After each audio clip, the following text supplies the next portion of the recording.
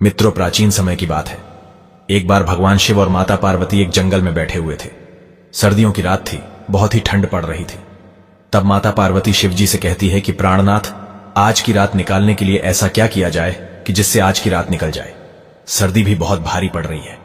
माता पार्वती कहती है कि कोई ऐसी कहानी सुनाओ जिससे हमारी ये आज की रात कट जाए।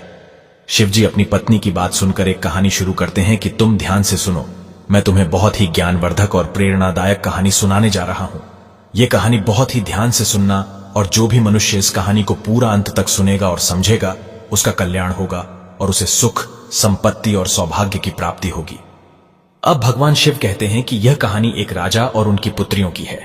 यह बहुत समय पहले की बात है। एक राजा था जिसकी 7 पुत्रियां थीं। सभी 7 राजकुमारियां बहुत सुंदर थीं, लेकिन जो सबसे छोटी राजकुमारी थी वो बहुत ही सुंदर और समझदार थी। उस राजकुमारी का नाम दुर्गा था, जो अपनी सभी बहनों में सबसे ज्यादा समझदार थी। राजा की पहली पत्नी की मृत्यु हो गई थी। माता की मृत्यु के समय 7 पुत्रियां बहुत छोटी थीं। उसके बाद इन 7 राजकुमारियों के पालन पोषण की जिम्मेदारी राजा पर आ गई थी। राजा अपनी बेटियों को बहुत प्यार करता था। राजा उन सभी राजकुमारियों की बहुत अच्छे से देखभाल करता था। उन्हें माता और पिता दोनों का प्यार देता था। राजा चाहता था कि राजकुमारियों को ऐसा ना लगे कि उनकी मां नहीं है। वह उनके लिए तरह तरह के भोजन बनवाता और अच्छे अच्छे कपड़ों का भी प्रबंध करता था। वह अपनी बेटियों का पालन पोषण अच्छे से करने की कोशिश करता था। अब धीरे धीरे राजकुमारियां बड़ी होने लगी और वे अपने पिता राजा महाराज के लिए भोजन बनाकर रख देती थीं। जब भी राजा अपने मंत्रियों के साथ किसी राज्य के कार्य के लिए अपनी राजधानी से बाहर जाता, तब राजकुमारियां उनके लिए खाना बनाकर रास्ते के लिए उनके साथ भेज दिया करती थी। धीरे धीरे समय बीत रहा था। उस राज्य में राजा का एक प्रधान सेवक था जिसकी मृत्यु हो गई थी। वे भी अपने पीछे अपनी पत्नी और एक छोटी लड़की को छोड़ गया था। अब वे दोनों प्रधान सेवक के बिना इस संसार में अकेली रह गई थी। राजा की 7 लड़कियां अपने पिता के लिए भोजन तैयार करती थीं। जब वह राजकुमारियां भोजन तैयार कर रही होती थीं, उसी समय उस प्रधान सेवक की पत्नी, जो कि विधवा थी, उनके पास आती और राजा की बेटियों से थोड़ी सी आग मांगती थी। राजा की छोटी बेटी दुर्गा को वो औरत बिल्कुल भी पसंद नहीं थी। वह उसका अपमान कर देती थी और कहती थी कि अपने घर जाकर स्वयं आग जलाओ। तुम रोज रोज हमसे आग मांगने क्यों आ जाती हो? लेकिन उस औरत पर इस बात का कोई असर नहीं होता था। वह विधवा औरत प्रतिदिन उनसे आग मांगने के लिए आने लगी। उसे छोटी राजकुमारी कितना भी बेइज्जत और मना करती, लेकिन उस पर कोई असर नहीं होता था। राजकुमारी दुर्गा की जो 6 बड़ी बहनें थीं, वे अपनी छोटी बहन को बहुत समझाती कि दुर्गा शांत रहा करो, वह महिला बेचारी विधवा है, और यदि हम इसको थोड़ी सी लकड़ी की आग दे देंगे और ये उससे आग जला लेगी तो क्या हो जाएगा? जब देखो तुम उस औरत से लड़ती झगड़ती रहती हो, इसके साथ ही तुम उसको इतना भला बुरा भी सुनाती हो। इसमें उस बेचारी का क्या कसूर है? वह हमारे यहां आकर केवल हमारे चूल्हे से थोड़ी सी आग ही तो लेने आती है। अपनी बड़ी बहनों की बात सुनकर छोटी राजकुमारी कहती है कि कोई बात नहीं, आज तुम्हें मेरी बात समझ नहीं आती, लेकिन देख लेना, एक ना एक दिन यह औरत हमारे लिए बहुत बड़ी मुसीबत पैदा कर देगी। यह सिलसिला इसी तरह चलता रहा। वह औरत रोज उनके घर पर आग मांगने जाती और जैसे तैसे सबसे नजर बचाकर राजा के खाने में राख मिला देती, क्योंकि वह विधवा औरत बड़ी ही अजीब स्वभाव की थी। वह जल्दी जल्दी से राख मिलाकर राजा का बना हुआ भोजन खराब कर देती थी। धीरे धीरे राजा को भी अपने खाने में कुछ खराबी महसूस होने लगी थी। वह जानता था कि उसके लिए खाना उसकी बेटियां बनाती हैं। राजा अपनी पुत्रियों से बहुत अधिक प्रेम करता था, इसलिए वह समझ नहीं पा रहा था कि उसकी पुत्रियां उसके खाने को क्यों बिगाड़ देती हैं। उसे इस बात का विश्वास नहीं हुआ कि आखिर खाना इतना खराब क्यों लगता है। एक दिन राजा ने सोचा कि सच्चाई जानने के लिए मुझे अपनी बेटियों पर नजर रखनी चाहिए, क्योंकि मेरी बेटियां मेरे लिए ऐसा तो नहीं कर सकती हैं कि वे मेरा खाना खराब कर दें। ऐसा सोच विचार करके राजा अपने कक्ष में चला गया। अब राजा जब उसकी पुत्रियां खाना बना रही थीं, तो उन्हें खाना बनाते हुए छिपकर देखने लगा कि मेरी बेटियां किस मकसद के लिए मेरे खाने को खराब करती हैं। ऐसा खराब खाना खिलाकर वे मुझे क्यों मारना चाहती हैं? अपने मन में ऐसा विचार करते हुए राजा अपनी पुत्रियों को देखने लगा, क्योंकि वह अपनी पुत्रियों से प्यार भी बहुत करता था। उसने अपनी पुत्रियों को खाना बनाते हुए दीवार के गुप्त झरोखे से देखा। वह जानना चाह रहा था कि मेरी बेटियां कैसे खाना खराब करती हैं। उसकी 7 बेटियां सावधानी से चावलों को धो रही थीं और बड़ी ही स्वच्छता से भोजन को तैयार कर रही थीं। जैसे ही सभी प्रकार के भोजन बनकर तैयार हो गए, तो उसने देखा कि उसकी बेटियों ने बड़ी सावधानी और स्वच्छता के साथ भोजन को चूल्हे से दूर हटाकर रख दिया। इसके बाद राजा ने जो देखा, उसे देखकर वह बड़ा ही आश्चर्यचकित हुआ। राजा ने देखा कि प्रधान की विधवा आग लेने के लिए उनके घर पर आई और उसने अपने घर पर भोजन को पकाने के लिए आग मांगी। तभी दुर्गा उस पर क्रोधित हो गई और उसे खरी खोटी सुनाने लगी। दुर्गा उससे कहने लगी, जब देखो मुंह उठाएं आग मांगने चली आती है। फिर दुर्गा की दूसरी बहनों ने उसे समझाया, कोई बात नहीं, आग ही तो मांग रही है, तुम गुस्सा मत करो। जब वे आग लेकर जाने लगी तो उसने राजकुमारियों की नजर से बचकर सारे खाने में राख मिला दी। इस प्रकार उसने सबसे नजरें बचाकर सारा खाना खराब कर दिया। जब राजा ने देखा कि उसकी बेटियों ने तो बहुत साफ सफाई और बड़े सुंदर तरीके से खाना बनाया था, लेकिन प्रधान की पत्नी ने लकड़ी लेने के बाद खाने के सामान में राख मिला दी है, तो राजा बहुत क्रोधित हुआ और वह अपने राजमहल में दरबार लगाकर बैठ गया। उसने तुरंत अपने आदमियों को प्रधान की पत्नी को पकड़कर लाने के लिए भेज दिया और उनसे कहा कि प्रधान की पत्नी को मेरे सामने शीघ्र पेश करो। विधवा औरत को राजा के दरबार में लाया गया। जब राजा ने उससे सारी घटना के बारे में पूछा तो उस विधवा औरत ने कहा कि महाराज मुझे क्षमा करें, मैं तो एक खेल खेल रही थी और मैं तो यह देखना चाहती थी कि आप कितने चतुर और समझदार हैं और कैसे इस समस्या का समाधान निकालते हैं। वह औरत महाराज की प्रशंसा करते हुए कहने लगी, महाराज आप तो बहुत ही न्यायप्रिय और समझदार हो। इस प्रकार उस औरत ने राजा को अपनी मीठी मीठी बातों में उलझा दिया। उसकी ऐसी बातें सुनकर राजा भी उसकी समझदारी के कारण उस पर अत्यधिक प्रसन्न हो गया और उस पर मोहित भी हो गया। राजा ने उसको दंड देने के स्थान पर उसको रानी बनाने का निर्णय कर लिया और इस तरह उससे विवाह कर लिया। अब वह प्रधान की विधवा पत्नी विवाह करके राजमहल में आ गई। अब वह विधवा से रानी बन गई। अब यह नई रानी राजा की पहली पत्नी से पैदा हुई 7 बेटियों से बहुत अधिक नफरत और घृणा करने लगी। वह चाहती थी कि किसी भी प्रकार से ये 7 राजकुमारियां महल से निकल जाए। राजकुमारियों को महल से निकालने के लिए वह नई नई साजिशें रचने लगी और विचार करने लगी। जैसे भी हो उनको किसी भी तरह महल से भगा देने के बाद राजा की सारी धन संपत्ति के साथ साथ सभी प्रकार के ऐश्वर्य भी केवल उसके लिए ही होंगे। वे और उसकी अपनी पुत्री अब राज करेंगी। वह चाहती थी कि उसकी अपनी पुत्री राजमहल में राजकुमारी बनकर रहे, उसकी अपनी पुत्री को ज्यादा सम्मान मिले। लेकिन राजा अपनी पुत्रियों को भी बहुत प्यार करता था। उसको अपनी पुत्रियों के प्रति बहुत ही करुणा और दया दी। राजा अपनी पुत्रियों को बिल्कुल भी दुख में नहीं देख सकता था। दूसरी ओर नई रानी हर प्रकार से राजा की पुत्रियों को दुखी करना चाहती थी। वे उन्हें पूरा दिन कार्यों में लगाए रखती थी। धीरे धीरे अब वह राजा की 7 पुत्रियों को खाने के लिए भरपेट खाना भी नहीं देती थी। वे उनको खाने के लिए बहुत ही कम खाना देती थी और धीरे धीरे वह उनकी दूसरी जरूरतों और सुख सुविधाओं को भी कम करती जा रही थी। इस तरह 7 बहनों पर हर प्रकार से दुखों का पहाड़ टूट पड़ा। इसके विपरीत जो प्रधान की पत्नी थी, जो अब रानी बन गई थी, तो उसे और उसकी छोटी पुत्री को हर प्रकार की सुख सुविधा दी जाने लगी। वह राजकुमारियों की तरह महल में रहने लगी। महल में रानी अपनी बेटी को राजकुमारी बनाकर रखती और उसे एक राजकुमारी की तरह से ही जीवन जीने के लिए प्रोत्साहित करती है। रानी अपनी पुत्री के लिए अच्छे अच्छे भोजन बनाती है, अच्छे अच्छे कपड़े पहनाती और उसके लिए अच्छी अच्छी चीजों का संग्रह करती। उसने राजा की पहली पत्नी से जो 7 राजकुमारियां थीं, उन सभी को सभी प्रकार के सुखों से वंचित कर दिया। सभी बहनें बहुत दुखी और उदास रहती। एक दिन बहुत अधिक परेशान होने के कारण वे 7 बहनें महल के बाहर जाकर अपनी मां की समाधि पर जाकर रोने लगी। वहां जाकर वे अपनी मां से इस प्रकार से कहने लगी, मां, क्या तुम अपनी बेसहारा, लाचार, बेबस पुत्रियों को नहीं देख सकती हो? हम सब कितनी अधिक दुखी है मां। हमारी सौतेली मां हम पर कितने जुल्म ढा रही है। हम भूख प्यास से तड़प रहे हैं मां, अब हम क्या करें? धीरे धीरे यह उनका रोज का काम हो गया। दिन में जब भी वह दुखी होती, वह अपनी मां की समाधि पर चली जाती और रोते हुए अपनी मां से अपना दुख कहती। एक दिन जब वह सभी अपनी मां की कब्र पर बैठी हुई रो रही थी और सिसकियां भर रही थी, तभी उन्होंने देखा कि उनकी मां की समाधि पर एक बहुत ही सुंदर अनार का पेड़ उत्पन्न हो गया। जल्दी ही वह पौधा पूरी तरह से ताजे, सुंदर और स्वादिष्ट फलों से भर गया। अब वे सभी 7 बहनें उन फलों को खाकर अपनी भूख को शांत करने लगी। हर रोज जब उनकी सौतेली मां उनको खाने के लिए पर्याप्त भोजन नहीं देती थी, तो वे सब अपनी मां की समाधि पर आकर इस तरह से अनार के फलों को खाकर अपनी भूख को शांत करने लगी। आगे चलकर उन सब बहनों ने अपनी सौतेली मां के द्वारा दिया जाने वाला घटिया भोजन खाना बंद कर दिया और केवल अनार के फलों को खाकर ही जीवित रहने लगी, क्योंकि वह अनार का वृक्ष एक अद्भुत पेड़ था। उस पेड़ से फलों को जितना अधिक तोड़ा जाता, अगले दिन उससे अधिक पके और सुंदर स्वादिष्ट फल लग जाते, जो इन सब बहनों के लिए भोजन के लिए पर्याप्त होते थे। उन 7 बहनों की सौतेली मां अब यह सोचने लगी कि यह 7 भोजन भी नहीं करती है और मैं भी इन 7 बहनों को खाने के लिए कुछ भी नहीं देती हूं। मैं इन्हें इतना दुखी करती हूं और सारे दिन इनसे इतना काम करवाती हूं, फिर भी यह सभी इतनी सुंदर और स्वस्थ कैसे दिखाई दे रही है? इनमें से कोई बीमार भी नहीं लग रही और इनकी सुंदरता भी हमेशा बढ़ रही है। ये सब कैसे हो रहा है? जबकि अपनी बेटी को मैं इतना कुछ अच्छा अच्छा खिलाती हूं, तब भी वह इनके आगे बदसूरत लगती है। इस तरह से अब सातों राजकुमारियां अपनी मां की समाधि पर जाती, सुंदर स्वादिष्ट अनार के पके फलों को खाती और अपनी मां का इसके लिए धन्यवाद करती। जब उनकी सौतेली मां से रहा नहीं गया तो उसने उसका रहस्य जानने की सोची और एक दिन उनकी सौतेली मां ने अपनी बेटी को उनका पीछा करने के लिए कहा।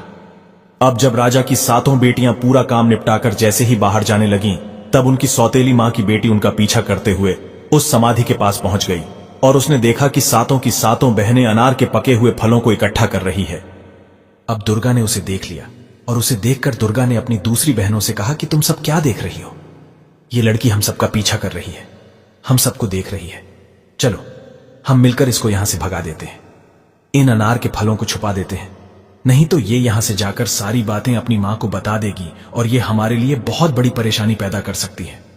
लेकिन दुर्गा की दूसरी बहनों ने कहा, अरे नहीं नहीं दुर्गा, तुम इतनी अधिक परेशान मत हो, ये लड़की तो निर्दोष है, इसकी मां हमें कष्ट देती है तो इसमें इसका क्या कसूर है?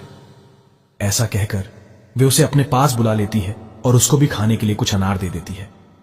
अब वह लड़की अपने घर आकर अपनी मां से कहती है कि मां, ये सभी कोई भूखी नहीं रहती है, इनकी मां की समाधि पर एक अनार का पेड़ है, ये सभी उस पेड़ से अनार के फल तोड़कर खाती है और उस पौधे के अनार बहुत ही ज्यादा स्वादिष्ट है। अद्भुत है, ऐसा मीठा फल अपने जीवन में मैंने आज तक कभी नहीं खाया। बेटी के मुख से ऐसी बातें सुनकर रानी बहुत गुस्से में आ गई और वह सोचने लगी कि अब मैं इन्हें वहां से फल खाने से कैसे रोकूं। अगले दिन उसने अपना पूरा समय अपने कक्ष में ही बिताया। राजा ने अपने कक्ष में आकर रानी से पूछा कि रानी, तुम्हारे दुख और उदासी का क्या कारण है? रानी ने राजा से कहा कि मेरे सिर में बहुत दर्द है और ऐसा लगता है कि जैसे यह दर्द मेरी जान ले लेगा। अगर कोई मुझे मेरे इस दर्द से मुक्त कर सकता है तो वह अनार का सुंदर पेड़ है जो तुम्हारी पहली पत्नी की समाधि पर है। वह अनार का पेड़ ही मेरा यह दर्द दूर कर सकता है। राजा के पूछने पर उसने कहा कि उस पेड़ को उखाड़कर उसकी जड़, उसके तने और साथ में उसके पत्तों को पानी में उबालकर जो जल तैयार होगा, उस उबले जल से मेरे सिर की मालिश करने पर और मेरे द्वारा उसका सेवन करने पर मेरे सिर का दर्द ठीक हो जाएगा। रानी की बात मानकर राजा ने उसी समय अपने नौकरों को अपनी पहली पत्नी की समाधि पर भेजा और कहा कि समाधि पर जो अनार का पेड़ है उसको तना और पत्तों समेत लेकर मेरे पास यहां लेकर आओ। सेवकों ने तुरंत राजा की आज्ञा का पालन किया और उस सुंदर अनार के पौधे को जड़ सहित उखाड़ कर ले आए, जैसे रानी ने बताया था। ठीक उसी प्रकार राजा ने सेवकों के द्वारा उस पौधे को जल में उबालकर रानी के लिए उसे औषधि के रूप में तैयार करवा दिया। उससे रानी के सिर की मालिश की गई और उसका सेवन करवाया गया। सेवन करने के बाद उस क्रूर रानी ने राजा से कहा कि अब मैं बिल्कुल ठीक हो गई हूं और बहुत अच्छा महसूस कर रही हूं। आपने मेरे लिए इतना सब कुछ किया, इसके लिए आपका बहुत धन्यवाद। तब राजा ने कहा कि नहीं रानी, यह तो मेरा हक है। जब अगले दिन सातों बहनें अपनी मां की समाधि पर गई तो उन्होंने देखा कि वहां समाधि पर से अनार का वो सुंदर पौधा गायब हो चुका है। यह देखकर वह सभी परेशान हो गई और उन्होंने बहुत दुखी होकर रोना शुरू कर दिया। वे सोचने लगी कि अब वहां मां की समाधि पर अनार का पेड़ भी नहीं है, वे कहां जाएंगी और क्या खाएंगी? अनार का पेड़ ना होने के कारण अब वे सभी फिर से भूखी मरने लगेंगी। दुखी होकर वे अपनी मां से प्रार्थना करने लगी। तभी उन्होंने देखा कि अनार के पेड़ के स्थान पर एक छोटा सा तालाब बन गया जो मक्खन जैसे पदार्थ से भरा हुआ था, जो जल्द ही सफेद ठोस रोटी की तरह बन गया, जिसको रोती हुई सभी बहनों ने बहुत ही आश्चर्य के साथ देखा। यह देखकर सभी बहनें बहुत खुश हुई और उसमें से कुछ रोटी को लेकर खाने लगी, जो खाने में बहुत ही अधिक स्वादिष्ट थी और उन्हें बहुत पसंद भी आई। अगले दिन भी वही हुआ और इसके बाद अब रोजाना यही होने लगा। हर रोज सभी राजकुमारियां अपनी मां की समाधि पर जाती और देखती कि एक छोटे से तालाब में पहले मक्खन बनता है, फिर वह मक्खन रोटी का रूप ले लेता है और उस रोटी को खाकर वह सब अपनी भूख को शांत कर लेती। अनार का पेड़ उखड़ जाने के बाद भी सातों राजकुमारियों की पहले जैसी हालत देखकर रानी परेशान हो गई। उस दुष्ट रानी ने अपनी पुत्री को बुलाकर कहा, मुझे पता नहीं ये क्या हो रहा है, मैंने तो उस अनार के पौधे को नष्ट कर दिया है जो रानी की समाधि पर उगा था। फिर भी वे सब लड़कियां बिल्कुल भी दुखी नहीं लगती, ना ही वह उदास है और ना ही वे दुबली पतली हुई है। फिर वह अपना भोजन कहां से खाती है, क्योंकि महल में जो भोजन मैं उन्हें देती हूं उसे तो वह खाती नहीं है। इसलिए तुम फिर से उनका पीछा करके पता लगाओ। रानी ने अपनी पुत्री से कहा कि वह उन पर नजर रखें और देखें कि क्या माजरा है। पहले की तरह अगले दिन भी सातों बहनें अपनी मां की समाधि पर चली गई और जब वे वहां जाकर मक्खन से बनी रोटी को खा रही थी तभी सबसे पहले दुर्गा ने सौतेली मां की बेटी को देखा जो छुपकर उन पर नजर रख रही थी। उसने अपनी बहनों से कहा कि देखो, ये लड़की दोबारा यहां पर आ गई है और हम पर नजर रख रही है। चलो हम इस तालाब को ढक लेते हैं जिससे वह इस तालाब को नहीं देख सके। अगर हमने अपनी रोटी का छोटा सा टुकड़ा भी इसको दिया तो यह जाकर अवश्य ही अपनी दुष्ट मां को बता देगी और यह हमारे लिए दुर्भाग्य की बात होगी, क्योंकि वह दुष्ट रानी फिर से कोई न कोई षड्यंत्र रचेगी। दुर्गा की बड़ी बहनों ने समझा कि दुर्गा बिना किसी बात के उस बेचारी पर संदेह कर रही है, इसलिए उन सब ने उसके सुझाव पर बिल्कुल भी ध्यान नहीं दिया और उसके विपरीत उन्होंने प्रधान की पुत्री को भी स्वादिष्ट रोटी खाने के लिए दे दी। क्योंकि राजा की 6 बेटियां बिल्कुल ही भोली भाली थी, इसीलिए जब दुर्गा उनको कुछ कहती थी तो उनके कुछ भी समझ में नहीं आता था और वह सोचती थी कि यह छोटी है, इसीलिए इसे कुछ ज्यादा ही संदेह हो रहा है। जब उनकी सौतेली मां को 7 राजकुमारियों के बारे में यह रोटी वाली बात पता चली तो वह क्रोध से बहुत लाल पीली होने लगी और उसके साथ ही उसने अपने नौकरों को बुलाकर कहा कि अभी जाओ, रानी की समाधि को वहां से उखाड़ दो और उसके पास में जो छोटा सा तालाब है उस तालाब को कूड़ा करकट आदि से भरकर नष्ट कर दो। अब जब सब राजकुमारियों ने यह देखा कि उनकी मां की समाधि ही नहीं है तो वह बहुत ही ज्यादा दुखी हुई, जोर जोर से रोने लगी, क्योंकि अब तो उनके पास में कोई और चारा था ही नहीं। इस पर भी रानी संतुष्ट नहीं हुई। एक दिन रानी फिर से भयंकर बीमारी का बहाना करके अपने कक्ष में पड़ी रही और महाराज को बुलाया गया। महाराज ने आकर रानी की बीमारी का कारण जानना चाहा। राजा ने कहा कि चाहे मेरा सारा साम्राज्य बिक जाए, लेकिन मैं तुम्हारी बीमारी को ठीक करने के लिए तुम्हें अच्छे से अच्छे वैद्य को दिखाऊंगा और तुम्हें बिल्कुल ठीक कर दूंगा। लेकिन वह रानी तो अपनी चाल चल रही थी, वह तो स्वभाव से ही दुष्ट थी। तो वह दुष्ट रानी कहने लगी कि इतना कुछ करने की जरूरत नहीं है, मेरे जीवन को तो केवल तुम्हारा एक छोटा सा कार्य ही बचा सकता है। राजा ने कहा, तुम कहो तो सही, जो तुम कहोगी मैं उसे अवश्य पूरा करूंगा, इसके लिए मैं तुमसे प्रतिज्ञा करता हूं। फिर रानी ने कहा, मेरे जीवन को बचाने के लिए तुम एक कार्य कर दो। आपकी जो पहली पत्नी से 7 राजकुमारियां हैं, आप उनकी हत्या कर दो और उनकी हत्या करने के बाद उनका खून मेरे सर और मेरी हथेली पर लगाना। इस तरह से उनकी मृत्यु से मेरा जीवन बच जाएगा। इन शब्दों को सुनकर राजा दुख से भर गया।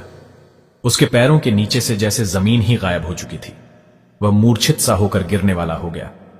लेकिन फिर भी राजा ने अपने आप को संभाल लिया, क्योंकि राजा को अपनी प्रतिज्ञा टूटने का भय था और वह अपनी बेटियों को अपनी जान से ज्यादा प्यार करता था। फिर राजा ने अपने मन को कठोर किया और राजकुमारियों की तलाश करने लगा। फिर राजा ने अपनी 7 राजकुमारियों को अपनी मां की समाधि पर बैठे देखा। राजा उनके पास पहुंचा तो उसने देखा कि उसकी 7 पुत्रियां अपनी मां की समाधि के पास बैठकर रो रही थीं। अपनी पुत्रियों की ऐसी हालत देखकर राजा का हृदय कांप उठा, क्योंकि वो अपनी बेटियों से बहुत ही प्रेम करता था। एक तरफ उसकी रानी की इच्छा और राजा की प्रतिज्ञा, और दूसरी तरफ उसकी बेटियों का जीवन उसे समझ नहीं आ रहा था कि वह क्या करे। अब राजा को कुछ कुछ समझ में आ रहा था कि उसकी बेटियां सौतेली मां के साथ खुश नहीं है और सौतेली मां भी उन्हें खुश नहीं रख पा रही है। अपनी पुत्रियों के पास पहुंचकर राजा प्रेम पूर्वक अपनी पुत्रियों से बोला कि तुम मेरे साथ इस महल से बाहर जंगल में चलो। पिता की बात मानकर वह सभी उसके साथ चल पड़ी। वह उन सभी को लेकर जंगल की ओर चल दिया। जंगल में कुछ दूर जाकर एकांत में राजा ने आग लगाई और उन सबके लिए कुछ चावल को पकाकर उनको खाने के लिए दिया। दोपहर का समय था। इस समय बहुत अधिक गर्मी हो रही थी, जिसके कारण सभी 7 बहनें खाना खाने के बाद गहरी नींद में सो चुकी थी। जब राजा ने देखा कि 7 बहनें सो चुकी हैं, तो वह चोरी से छुपकर उन लड़कियों से निगाह बचाकर वहां से भाग गया। उन सबको गहरी नींद में सोते हुए राजा ने वहीं पर छोड़ दिया। राजा अपने मन में यह सोचकर खुश था कि चलो हमारी पुत्रियां जहां कहीं भी रहेंगी, कम से कम जीवित और ठीक तो रहेंगी। वे अपनी सौतेली मां के अत्याचारों से तो बची रहेंगी या कहीं जाकर अपना जीवन गुजार लेंगी। साथ ही उसने भगवान से प्रार्थना की कि वे इस एकांत जंगल में उसकी पुत्रियों को भूखे प्यासे किसी जानवर के भोजन के रूप में मृत्यु को प्राप्त हो जाने से बचाएं। राजा इस प्रकार सोचते हुए और बार बार भगवान से प्रार्थना करते हुए वहां से चला गया। राजा ने वापस आते समय जंगल में एक हिरण को मारा और उसके खून को लेकर महल में वापस आ गया। उसने रानी के सिर और हथेली पर उस हिरण के खून को लगा दिया। उस क्रूर रानी ने सोचा कि राजा ने सच में 7 राजकुमारियों को मार दिया है। उसने राजा से कहा कि अब वह बिल्कुल ठीक महसूस कर रही है। उधर जंगल में राजा के चले जाने के बाद 7 बहनों की नींद खुल गई। उन्होंने अपने आप को घने जंगल में अकेले पाया। जब उन्होंने अपने चारों तरफ भयंकर जंगली जानवरों की आवाजों को सुना तो उन आवाजों को सुनते ही वे डरकर कांपने लगी। उनका पूरा शरीर भय से कांपने लगा, जिसके कारण वे सब रोने और चिल्लाने लगी। अपने आप को वहां अकेला पाकर वह अपनी पूरी शक्ति लगाकर अपने पिताजी को पुकारने लगी। उन्हें आशा थी कि उनकी आवाज को सुनकर उनके पिता जरूर आएंगे, लेकिन उन सबको ऐसा करते हुए बहुत समय गुजर गया, लेकिन राजा नहीं आए। उन सबको अपनी आवाज के सिवाय ऐसा सुनाई दे रहा था, वहां पर इसके अतिरिक्त वहां कुछ नहीं था। ठीक उसी दिन उस जंगल में एक दूसरे पड़ोसी राज्य के 7 राजकुमार वहां शिकार खेलने के उद्देश्य से आए थे। जब वे सब अपने राज्य के लिए प्रस्थान कर रहे थे, तब उन राजकुमारों में से सबसे छोटे राजकुमार ने अपने भाइयों को रोकते हुए कहा कि भाई, जंगल में जरूर कोई फंसा हुआ है और हम सबको उनकी सहायता करने के लिए चलना चाहिए। शायद वे किसी को पुकार रहे हैं। आप सब लोग यही ठहर जाओ। मैं समझता हूं कोई रो रहा है और किसी को बुला रहा है। क्या तुम सब इस आवाज को नहीं सुन रहे? चलो उस दिशा में चलते हैं जहां से यह आवाज आ रही है और तलाश करते हैं कि यह कौन है। इस तरह से छोटे राजकुमार ने अपने 6 भाइयों को बताया तो 7 राजकुमारों ने जंगल को चीरते हुए अपने रथों को उसी दिशा में दौड़ा दिया जिस दिशा से वह रोने की आवाज आ रही थी। कुछ ही समय में वे 7 राजकुमार जंगल में उस जगह पर पहुंच गए जहां पर वे 7 बहनें विलाप करते हुए रो रही थी। उन सबको इस तरह से विलाप करते हुए देखकर राजकुमारों को दया आ गई। सबसे बड़ा राजकुमार बहुत अधिक आश्चर्यचकित हुआ और उसने बड़ी ही व्याकुलता से उनसे पूछा कि तुम सब यहां पर कैसे फंस गई हो और तुम कौन हो? उन राजकुमारियों ने अपनी सारी कहानी उन 7 भाइयों को सुना दी। मित्रों, इस तरह से सबसे बड़े राजकुमार ने सबसे बड़ी राजकुमारी से विवाह किया, दूसरे ने दूसरी राजकुमारी से। इस तरह से 7 राजकुमारों ने विवाह कर लिया। सबसे छोटी राजकुमार ने राजकुमारी दुर्गा से विवाह कर लिया, जो कि सबसे अधिक बुद्धिमान और सुंदर थी। 7 राजकुमारों की शादी 7 राजकुमारियों से हो गई। विवाह के होने के बाद 7 राजकुमार अपने राज्य में वापस लौट आए। उनके वापस आने पर पूरे राज्य की प्रजा में खुशी की लहर दौड़ गई। करीब 1 साल बाद दुर्गा, जो सबसे छोटी राजकुमारी थी, उसको एक बेटा हुआ।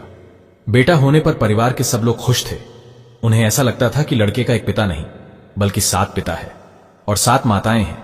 वे सब उसे बहुत प्यार करते थे और सब मिलकर अपने बच्चे की तरह उसका पालन पोषण करते थे। इस तरह से धीरे धीरे समय बीतने लगा। वे बहुत खुश थे। इस तरह धीरे धीरे दुर्गा का बेटा 2 साल का हो गया।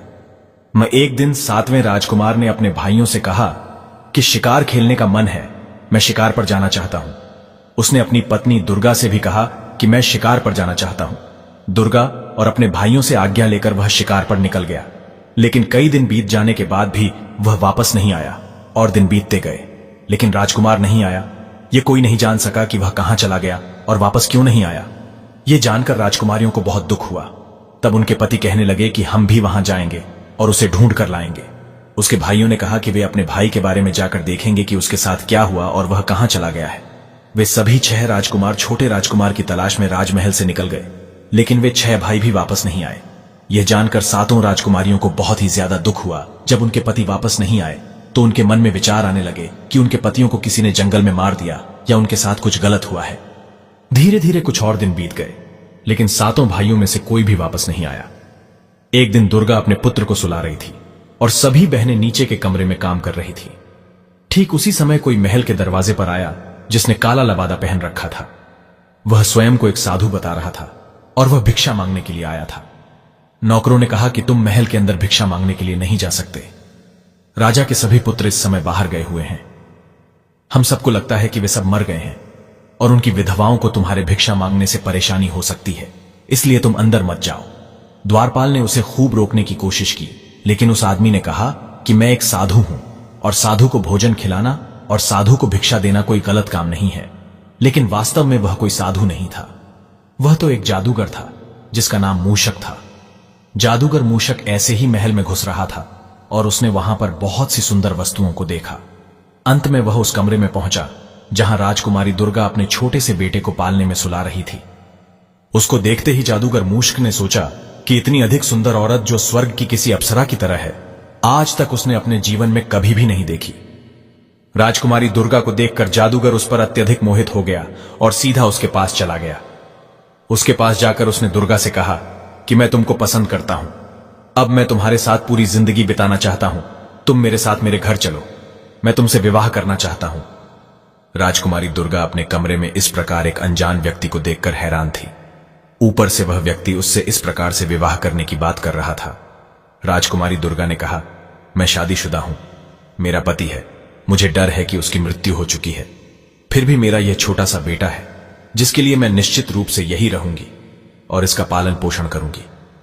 दुनिया में जीने के लिए मुझे पति के अलावा मुझे अपने बेटे के सहारे की जरूरत है जो मेरे पास है। मैं इसे छोड़कर कहीं भी नहीं जाऊंगी और ना ही मुझे किसी और चीज की जरूरत है। अब उस जादूगर ने उसे बहुत से लोभ लालच दिए, लेकिन राजकुमारी दुर्गा जादूगर की बात में नहीं आई और उसने कहा कि मैं इसके पिता को तलाश करूंगी, इसका पिता जरूर मिलेगा। लेकिन उस जादूगर को ना सुनने की बिल्कुल भी आदत नहीं थी। उसे बहुत ही गुस्सा आया कि यह राजकुमारी मेरे साथ विवाह करने के लिए राजी नहीं हो रही है, तो उसने उस राजकुमारी को बहुत बार समझने की कोशिश की, लेकिन दुर्गा ने क्रोधित होकर मूषक जादूगर को वहां से जाने के लिए कह दिया। ये जादूगर मूषक दुर्गा पर बहुत क्रोधित हो गया और उसने दुर्गा को अपने जादू के बल पर एक छोटे से काले कुत्ते में बदल दिया। जादूगर मूषक ने कहा कि तू अपनी इच्छा से मेरे साथ नहीं चलेगी, तो मेरी इच्छा से, मेरी शक्ति से मेरे साथ चलेगी। जब उस जादूगर ने राजकुमारी दुर्गा को कुत्ता बना दिया, तो कुत्ता बनकर वे इधर उधर भागने लगी। उस बेचारी के पास कोई शक्ति भी नहीं थी जिससे वह अपनी दूसरी बहनों को बता सके कि उसके साथ क्या हुआ है। विवश होकर वो एक कुत्ते के रूप में अपनी विवशता लिए जादूगर मूषक के इशारे पर चलने लगी। जादूगर मूषक जैसे ही महल के दरवाजे से पर पहुंचा तो द्वारपालों ने उससे पूछा कि तुमने इस छोटे से कुत्ते को कहां से लिया है? तो उस जादूगर ने जवाब दिया कि राजकुमारियों ने इस कुत्ते को मुझे एक उपहार के रूप में दिया है। यह सुनते ही द्वारपालों ने उसे बिना कुछ पूछे बगैर महल के दरवाजे से बाहर जाने दिया। कुछ समय बाद दुर्गा की दूसरी 6 बहनों ने अपने भांजे के रोने की आवाज सुनी तो उसके कमरे में गई, तो उन्होंने देखा कि वहां कमरे में कोई भी नहीं था। उन्होंने चारों ओर देखा, लेकिन उन्हें दुर्गा कहीं दिखाई भी नहीं दे रही थी। फिर उन्होंने सेवकों से पूछा तो सबने उन्हें बताया कि कोई साधु आया था। उन्होंने उस साधु के काले कुत्ते के बारे में भी उनको बताया। राजकुमारियों ने अंदाजा लगा लिया कि जरूर दुर्गा के साथ कुछ बुरा हुआ है और वह कहीं चली गई है, उसके साथ जरूर कोई षड्यंत्र रचा गया है। अब धीरे धीरे समय गुजरता रहा। दुर्गा के पुत्र को 6 मौसियों ने मिलजुल कर पाल लिया और वह अब 14 साल का हो गया था। एक दिन उसकी मौसियां उसे अपने परिवार का इतिहास बताने लगी। राजकुमार ने सब कुछ ध्यान से सुना। अब राजकुमार अपने माता पिता और ताऊ के बारे में सुनकर बहुत दुखी हो गया। वह राजकुमार अपने माता पिता और ताऊ को ढूंढने के लिए बहुत ही उतावला हो उठा। उसने यह सोच लिया कि वह अब संसार में कहीं भी, किसी भी कोने में, जहां भी उसके परिवार वाले होंगे, वह उन्हें ढूंढ कर जरूर लाएगा। उसने अपनी मौसियों को बताया कि वह अपने माता पिता और ताऊ को, यदि वह सब जिंदा मिल गए, तो सबको ढूंढकर अपने घर वापस लेकर आएगा। उसकी मौसियां कहने लगी, बेटा, जो लोग जाने थे वह लोग चले गए, अब कहीं हम तुम्हें भी ना खो दें। हमने अपने पतियों और बहन को तो खो दिया और अब हम तुम्हें खोना नहीं चाहते। उनकी तरह तुम भी यदि हमसे दूर चले गए तो हम किसके सहारे जिंदा रहेंगे और जिंदा रहकर भी क्या करेंगे? तब राजकुमार ने अपनी मौसियों से कहा, तुम मुझे मत रोको। अगर यह संभव हुआ तो मैं अपने साथ अपने माता पिता और ताऊ को भी लेकर जल्द ही वापस आऊंगा। फिर इस तरह से वह अपनी यात्रा पर चल पड़ा, लेकिन कई महीनों तक वह कुछ भी नहीं समझ सका कि किस प्रकार वह अपने सगे संबंधियों को तलाश करे। और अंत में जब उसने हजारों किलोमीटर की थकाने वाली यात्रा को पूरा किया, तब तक वह लगभग पूरी तरह से निराश हो चुका था। उसको अपने माता पिता और ताऊ के बारे में किसी भी प्रकार की कोई भी सूचना प्राप्त नहीं हुई थी। इसी बीच में एक ऐसे देश में पहुंच गया जो पूरी तरह से पत्थरों का देश था। वहां पर पत्थर की कठोर इमारत थी, जिसके एक किनारे पर एक छोटा सा मकान बना था, जिसमें एक माली रहता था। जब वह उस इमारत को देख रहा था, तभी माली की पत्नी ने उसे देख लिया और भागकर उस घर से बाहर आ गई और कहने लगी, अरे बच्चे, तुम कौन हो और तुमने इस खतरनाक स्थान पर आने की हिम्मत कैसे की? उस लड़के ने कहा कि मैं एक राजा का बेटा हूं। मैं यहां अपने माता पिता और अपने ताऊ को ढूंढने आया हूं। मेरी मां को एक जादूगर डरा धमकाकर कुत्ता बनाकर अपने साथ ले गया है। उसकी बात सुनकर माली की पत्नी ने कहा कि यह देश और यह स्थान एक महान जादूगर का ही है। उसके पास हर प्रकार की शक्ति है। जो भी व्यक्ति उसकी आज्ञा का उल्लंघन करता है या उसका अपमान करता है, उसको वह अपनी जादू की शक्ति से पत्थर या पेड़ बना देता है। तुम यहां पर जो सभी प्रकार के पेड़ और पत्थर देख रहे हो, यह सब कभी जीवित प्राणी थे। इन सबको हमारे मालिक जादूगर ने अपनी शक्ति से इस रूप में बना दिया है। कुछ समय पहले एक राजा यहां आया था। उसके कुछ समय बाद उसके 6 भाई भी यहां पर आए थे। जादूगर ने उन सबको पत्थर और पेड़ में बदल दिया। केवल यही लोग दुर्भाग्यशाली लोग नहीं थे। इनके अतिरिक्त एक बहुत सुंदर रानी, जिसको उसने इस बड़ी इमारत में कैद करके रखा है, जिसको जादूगर ने पिछले 12 सालों से कैद करके रखा है। जादूगर उससे विवाह करना चाहता है, लेकिन वह जादूगर से नफरत करती है और वह जादूगर को अपना हाथ भी नहीं लगाने देती है। माली की पत्नी की बातें सुनकर छोटे राजकुमार ने विचार किया, अवश्य ही यह सब मेरे माता पिता और मेरे ताऊ ही हैं। आखिरकार अंत में मैंने उन सबको खोज ही लिया। जिसके लिए मैं इतने समय से भटक रहा था। इसके बाद उसने अपनी कहानी उस माली की पत्नी को बताई और उससे प्रार्थना की कि वह उसकी सहायता करे। उसने उस माली की पत्नी से कहा कि वो उसे उन बेकसूर और लाचार लोगों के बारे में और अधिक जानकारी दे। उसने माली की पत्नी से विनती की कि वह उन बेकसूर लोगों को उस जादूगर से बचाने में उसकी मदद करे। माली की पत्नी ने उसकी बात सुनकर उसका साथ देने के लिए उससे वादा कर दिया। उसने सोचा कि हो सकता है इसकी मदद करके हम भी इस जादूगर से बच जाए, क्योंकि वह भी उसके जुल्मों के शिकार थे, इसलिए उसने उस लड़के का साथ देने के लिए हामी भर ली। अब माली की पत्नी ने उसको अपना रूप बदलने के लिए कहा। उसने समझा सिखाया कि तुम अपना रूप बदल लो, कहीं जादूगर ने तुमको देख लिया तो वह तुम्हें भी पत्थर में बदल देगा। राजकुमार तैयार हो गया और माली की पत्नी ने उस राजकुमार को अपनी एक धोती पहना दी और उसे बता दिया कि आज से तुम सबकी नजरों में मेरी पुत्री हो।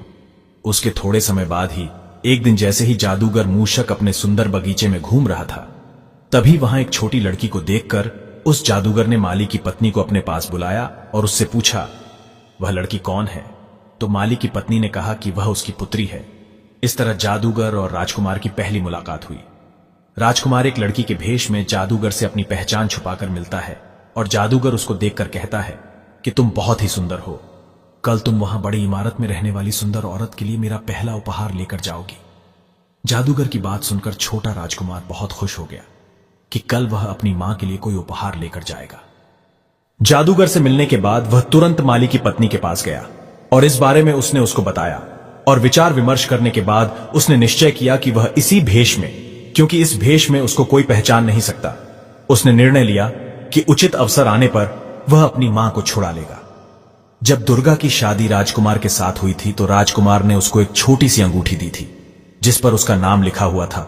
उस अंगूठी को दुर्गा ने तब अपने पुत्र की उंगली में पहना दिया जब उसका पुत्र बहुत छोटा सा बच्चा था। जब उसका पुत्र समय के साथ बड़ा हुआ तो उसकी मौसियों ने उसकी अंगूठी का आकार राजकुमार की उंगली के आकार का बनवाकर उसकी उंगली में पहना दिया। इस तरह से वह अंगूठी राजकुमार ने अपनी उंगली में अभी भी पहन रखी थी। माली की पत्नी ने राजकुमार को बोला कि तुम इसे गुलदस्ते में छुपा कर रख दो, जिसे देखकर तुम्हारी मां तुम्हें पहचान जाए, और कहा कि यह सब शीघ्र यथाशीघ्र बिना किसी समस्या के, बिना किसी कठिनाई के संभव नहीं होगा, क्योंकि एक दरबान हमेशा बेचारी राजकुमारी दुर्गा के ऊपर नजर रखता था। कैद में होने के कारण उसकी हर समय सख्ती से निगरानी रखी जाती थी। माली की पुत्री के रूप में राजकुमार को हर रोज उसे फूलों का गुलदस्ता जादूगर की तरफ से अपनी मां तक पहुंचाने का मौका मिल चुका था। अब वह हर रोज फूलों का गुलदस्ता रानी को पहुंचाने लगा। जादूगर की एक दासी हमेशा उसकी मां के कमरे में रहती थी। अंत में एक दिन किस्मत ने उस राजकुमार का साथ दिया और उसे एक ऐसा मौका मिल गया जब कमरे में उसकी मां के अतिरिक्त और कोई दूसरा व्यक्ति नहीं था। जब कोई भी उसको नहीं देख सकता था तो उसने अपनी उंगली में पहनी अंगूठी को निकालकर उसे फूलों के गुलदस्ते में बांधकर अपनी मां दुर्गा के कदमों में डाल दिया। इस अंगूठी के जमीन पर गिरते ही आवाज आई। जैसे ही दुर्गा ने उस फूल के गुलदस्ते की ओर ध्यान दिया, दुर्गा ने देखा कि इन फूलों के अंदर ऐसा क्या है जो यह विचित्र आवाज कर रहा है। ध्यान से देखने पर उसने एक छोटी सी अंगूठी को फूलों के साथ बंधा हुआ पाया। उस अंगूठी को पहचानते ही जब उसने फूलों का गुलदस्ता लाने वाली लड़की की ओर देखा तो लड़की बने राजकुमार ने उसे अपने बारे में बताया। अपने पुत्र द्वारा बताई गई सारी कहानी पर उसको तुरंत विश्वास हो गया। राजकुमार ने अपनी मां से कहा कि कितनी खोज करने के बाद उसने उनको प्राप्त कर लिया है और उसे बचाने की कोशिश कर रहा है। अपने जीवन को खतरे में डालकर वह अपने माता पिता और ताऊ को दुष्ट जादूगर मूषक से मुक्त कराकर ले जाएगा। उसकी मां ने उसको बताया कि उसे उस जादूगर ने पिछले कई सालों से किस तरह से कैद कर रखा है और उसने इस इमारत के सारे दरवाजों को भी बंद करके रखा है, क्योंकि वह मुझसे विवाह करना चाहता है। मैंने उससे विवाह करने के लिए मना कर दिया है। बेटे ने कहा, मां, तुमने इस जादूगर से इतने सालों तक केवल कठोरता और क्रोध से बात की है। तुम जादूगर से कहो कि मैं इतने लंबे समय तक अपने पति का शोक किया, अब मैं तुमसे शादी करने को तैयार हूं। इसके बाद दोनों मां बेटा बैठकर अपनी योजना बनाने लगे और उसको अंजाम देने के बारे में सोचने लगे। बेटा कहता है, इसके बाद आप यह पता लगाना कि उसकी शक्ति क्या है, क्या वह अमर है या उसे मार डाला जा सकता है।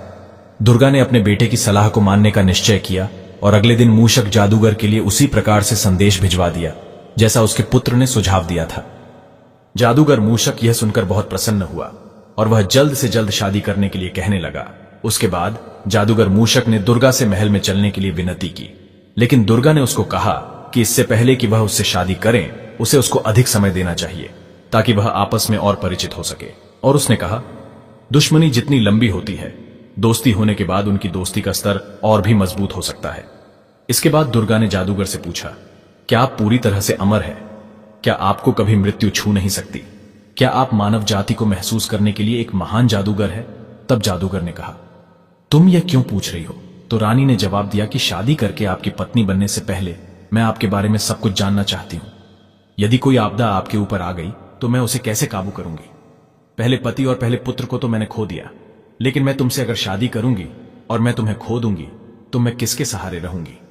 मूषक जादूगर ने कहा कि यह सच है, मैं दूसरे के रूप में नहीं हूं। यहां से बहुत दूर कई मील की दूरी पर एक घना जंगल है। उस घने जंगल के बीच में एक बड़े पौधे के नीचे एक छोटा सा पिंजरा है जिसमें एक हरे रंग का तोता रहता है। उसी तोते के जीवन पर मेरा जीवन निर्भर है। उस तोते के मर जाने से ही मैं मरूंगा। जादूगर ने कहा, हालांकि यह काम असंभव है। तोते को किसी प्रकार से चोट नहीं पहुंचाई जा सकती। उस तोते को सुरक्षित बनाए रखने के लिए मैंने वहां पर बहुत सारे लोगों को नियुक्त कर दिया है। जो भी उस जगह के आसपास नजर आता है उसे तुरंत मार दिया जाएगा। दुर्गा की जो बातें उस दुष्ट जादूगर से हुई थीं, वह सब बातें उसने अपने पुत्र को बता दी। लेकिन बेटे की जान को खतरे में पड़ता देखकर रानी ने उस तोते को पाने का विचार भूलने के लिए कहा। जादूगर के डर से दुर्गा को अपने पुत्र को वहां जाने से मना करना पड़ा। अपनी मां के डर को समझने के बावजूद राजकुमार ने जवाब दिया, मां, जब तक मैं उस तोते को कैद करके नहीं लाता तब तक मेरे पिता और ताऊ उस दुष्ट जादूगर की कैद से मुक्त नहीं हो सकते। डरो मत, मैं जल्दी वापस आऊंगा। इस बीच आप जादूगर से अच्छे से बातें करना और हंसकर बोलना। अब राजकुमार अपनी मां को जल्दी ही वापस आने का वचन देकर तोते की तलाश में निकल गया। थकाने वाली कई मील की लंबी यात्रा के बाद आखिर में राजकुमार एक बहुत बड़े और घने जंगल में पहुंच गया। जब वह पहुंचा तब तक लंबे समय में लगातार चलते रहने के कारण वह बुरी तरह से थक चुका था। वहां जंगल में वह एक बहुत ही बड़े पेड़ के नीचे आराम करने लगा और कुछ ही समय में ठंडी हवा चलने के कारण उसको नींद आ गई। अब राजकुमार ने वहां पर देखा कि पास में दो दानव बड़े आराम से सो रहे हैं और उनके पास भी एक बड़े पेड़ पर एक तोते का पिंजरा है। इसके बाद राजकुमार ने चुपके से उस तोते के पिंजरे को उठा लिया। इसके बाद राजकुमार ने अपनी वापसी की यात्रा को शुरू कर दिया और वह तब तक चलता रहा जब तक कि वह एक बार फिर से उस दुष्ट जादूगर मूषक के महल तक नहीं पहुंच गया। वह महल के दरवाजे के पास नीचे बगिया में बैठकर उस तोते के साथ खेलने लगा। जब जादूगर मूषक ने उसे अपने महल की खिड़की से देखा तो तुरंत भागकर उस राजकुमार के पास आया और कहा, मेरे बच्चे, तुम इस तोते को कहां से लेकर आए हो? तुम इस तोते को मुझे दे दो, इसके लिए मैं तुम्हें बहुत धन दौलत दूंगा। लेकिन राजकुमार ने जादूगर को मना कर दिया। राजकुमार ने कहा कि नहीं, मैं अपने तोते को तुम्हें नहीं दे सकता। यह कई सालों से मेरा प्रिय पालतू पक्षी है। फिर जादूगर ने कहा, अगर यह तुम्हारा पुराना और मनपसंद प्रिय पालतू पक्षी है तो मैं तुम्हें समझ सकता हूं। तुम इसको मुफ्त में तो दोगे नहीं, बताओ तुम इस तोते की क्या कीमत लोगे? तुम जो कीमत लगाओगे वह मैं तुम्हें दूंगा। हाँ, राजकुमार ने कहा कि साहब, मैं अपने प्यारे तोते को नहीं बेच सकता। इसलिए जादूगर मूषक बहुत अधिक भयभीत हो गया और उसने कहा, तुम इसके बदले में मुझसे कुछ भी ले सकते हो, बस तुम मुझे यह तोता दे दो। जादूगर की यह बात सुनकर राजकुमार उससे बोला कि चलो ठीक है, अगर तुम इसके बदले में कुछ देना ही चाहते हो तो मैं भी यह तोता तुम्हें दे दूंगा। राजकुमार की बात सुनकर जादूगर खुश होते हुए बोला, ठीक है, बताओ तुम्हें क्या चाहिए, मैं तुम्हें जरूर दूंगा। अब राजकुमार ने कहा, सबसे पहले तुम उन 7 राजकुमार राजाओं को मुक्त करो जिनको तुमने पत्थर और वृक्ष बना रखा है। जादूगर ने कहा, ठीक है, तुम्हारी इच्छा पूर्ण होगी, तुम मुझे केवल यह तोता दे दो। इसके बाद दुर्गा के पति समेत दूसरे 6 राजा अपने प्राकृतिक रूप में आ गए। फिर मूषक जादूगर ने कहा कि देखो, मैंने इन्हें फिर से ठीक कर दिया है, अब तो मुझे तोता दे दो। लेकिन उस राजकुमार ने कहा, इतनी जल्दी भी क्या है, पहले तुम उन सभी लोगों को आजाद करो जिनको तुमने अपनी कैद में कर रखा है। अब जादूगर मूषक ने कहा, ठीक है। इसके बाद जैसे ही जादूगर ने अपने हाथ को घुमाया, सब के सब प्राणी जो कि पत्थर और वृक्ष बने हुए थे, सब अपने अपने प्राकृतिक शरीर में आ गए। इसके बाद वह पूरा बगीचा जो कुछ समय पहले पत्थरों और वृक्षों से भरा हुआ था, चारों तरफ मानव जीवन की खुशबू से महकने लगा। वहां चारों तरफ इंसान ही इंसान नजर आने लगे जो कि सब जीवित होकर सांसें लेने लगे। राजा, पंडित, नौकर जाकर, सेवक, सरदार, गाय, भेड़, बकरी, हाथी, सैनिक, न जाने क्या क्या ताकतवर पुरुष व सुंदर आभूषणों से सुसज्जित औरतें, सैनिक सब जीवित हो गए। अब जादूगर अपने दोनों हाथ जोड़कर रोते हुए राजकुमार से विनती करने लगा कि तुम मुझे यह तोता दे दो। राजकुमार ने उस तोते को बहुत ही शक्ति से पकड़ लिया और उसके एक पंख को जोर लगाकर उसके शरीर से अलग कर दिया। इसके साथ ही जादूगर का दाहिना हाथ उसके शरीर से अलग हो गया। फिर जादूगर मूषक ने अपने बाएं हाथ को फैलाकर राजकुमार से कहा कि आप यह तोता मुझे दे दो। उसके बाद राजकुमार ने उस तोते के बाएं पंख को उसके शरीर से तोड़कर जादूगर की तरफ फेंक दिया, जिससे जादूगर का बायां हाथ भी उसके शरीर से टूटकर दूर गिर गया। इसके बाद भी वह चिल्लाता रहा कि मुझे मेरा तोता दे दो। अब जादूगर अपने घुटनों पर गिर गया। फिर राजकुमार ने उस तोते की जान ले ली। अब वह जादूगर मूषक मर चुका था। इसके मरते ही वह तोता जादूगर मूषक के चंगुल से आजाद हो गया और वह वापस जिंदा होकर उड़ने लग गया। अब सब लोगों ने मिलकर उस जादूगर का अंतिम संस्कार कर दिया।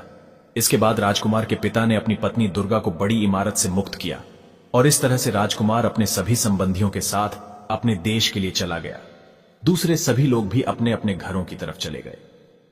इस तरह से राजकुमार ने अपने माता पिता और ताऊ को उस दुष्ट जादूगर की कैद से आजाद कर लिया। अब वे सभी एक सुखी जीवन जीने लगे। उसकी मौसियां जो उन सभी का इंतजार कर रही थीं, वह भी अपने पतियों को देखकर बहुत खुश हो गई और सुख से अपना जीवन व्यतीत करने लगी।